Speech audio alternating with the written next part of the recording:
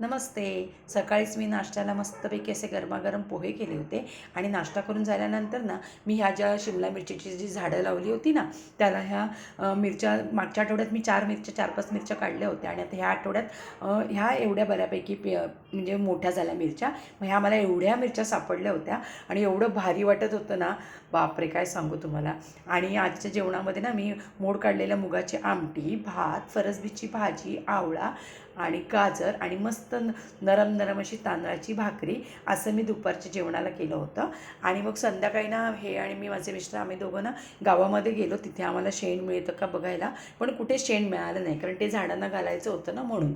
आणि मग संध्याकाळी मी ज्या आपण सकाळी ह्या मिरच्या काढल्या होत्या ना, त्या मिरच्या मस्तपैकी भरून घेतल्यात आणि फ्राय करून घेतल्यात. आणि एवढं बनवताना भारी वाटत होतं ना, कारण आपण पिकवलेलं हे पिकवलेली ही मिरची आहे ना, म्हणून.